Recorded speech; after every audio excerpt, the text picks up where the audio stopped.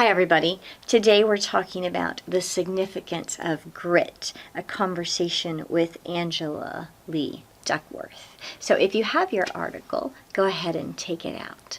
And let's start on page 16. And on page 16, they are talking about the two different aspects of grit that they looked at. And they are looking at how we respond resiliently. This is one aspect of grit.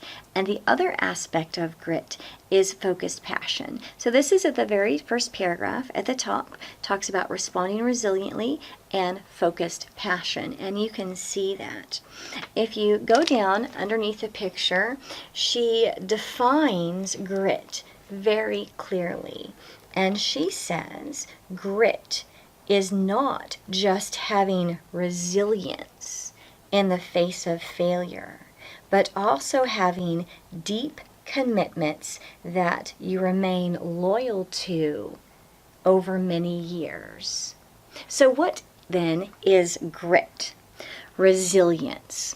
Resilience means we keep going, we keep doing things, we keep getting up when we fall down, we keep going when we fail.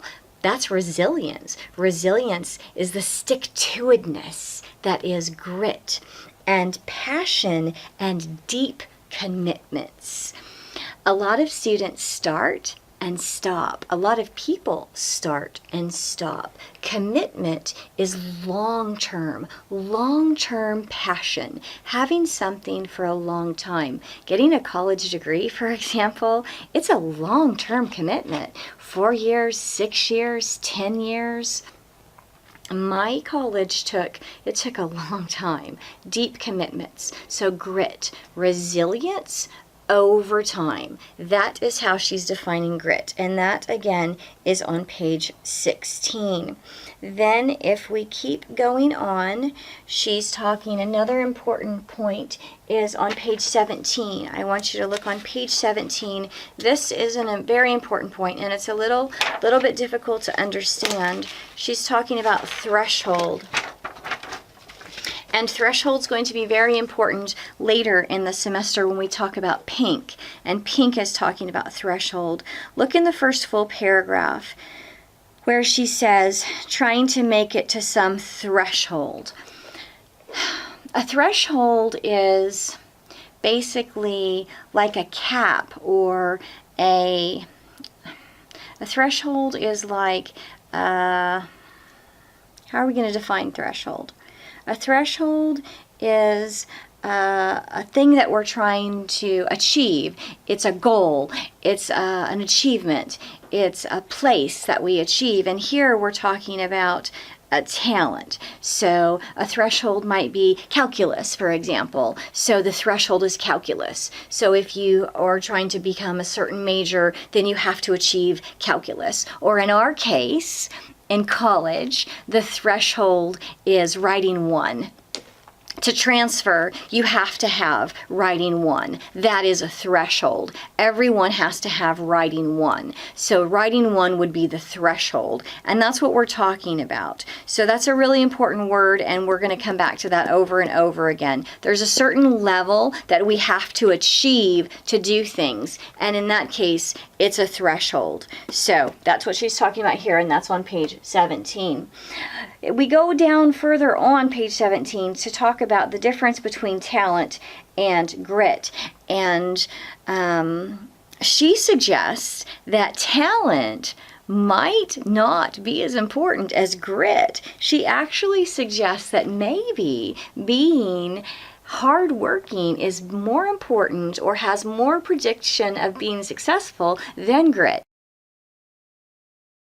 Now remember, all semester, you don't have to agree with the authors. You can, but you can also argue with them. But what we have to do is we have to accept this is their argument. Whether or not we agree with them, we have to understand what they're arguing. Look here at the bottom of page 17 in the middle column.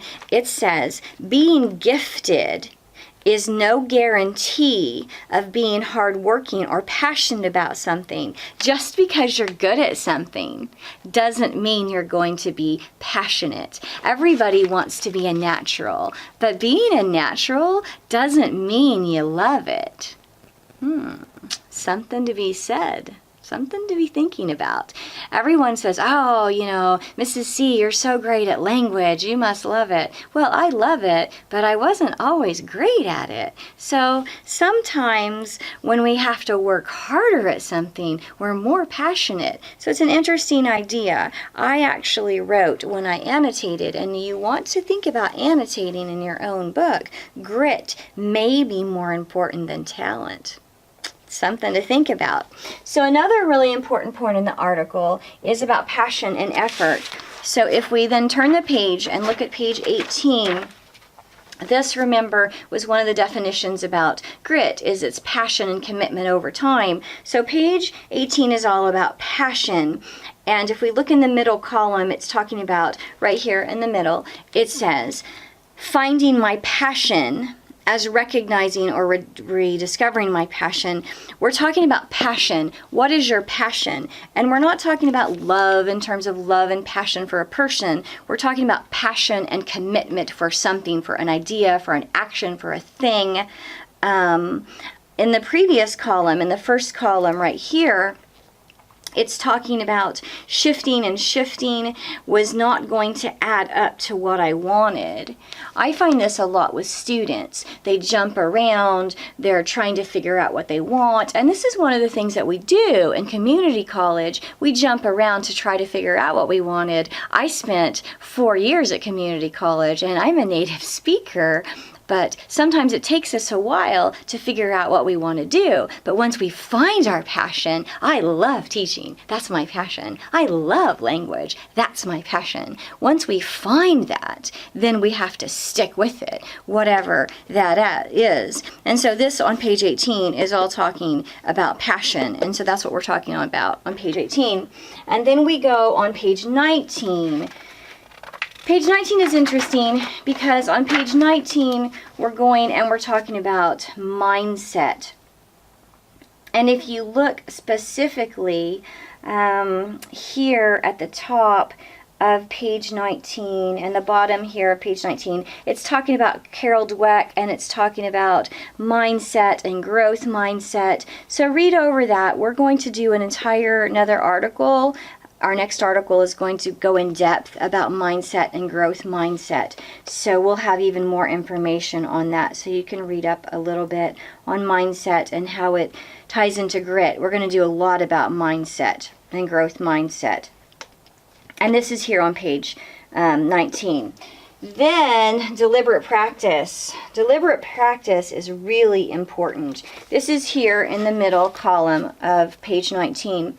And it says here, deliberate practice, which is very effortful practice on things you can't do yet. And we're going to do a lot of deliberate practice this semester in our class. Actually, the book that we're using in class, the Editing Academic Text, this is all about deliberate practice. This is one of the ways that we learn grammar and we practice grammar is deliberate focused practice. This is one way that we encourage learning.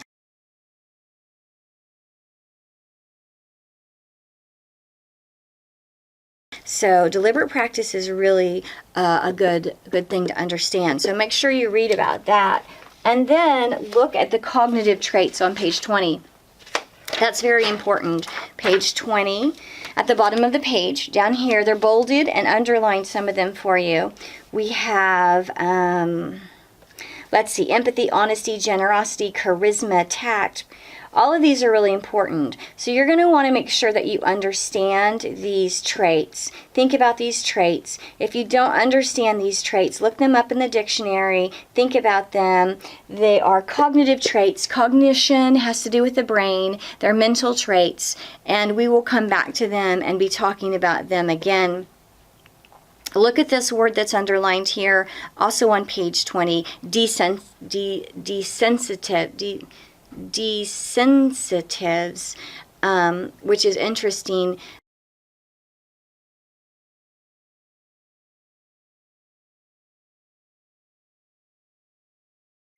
It's another really good important vocabulary word that you want to look up. So here we have a lot of good vocabulary. Throughout this article, you'll see all of these underlined words. So these are the parts of the article that I specifically think are important that will help you for your essay and for our class. If you have any questions, of course, you can bring them to class and we can talk about them and go over that. And I hope you have a good day, everybody.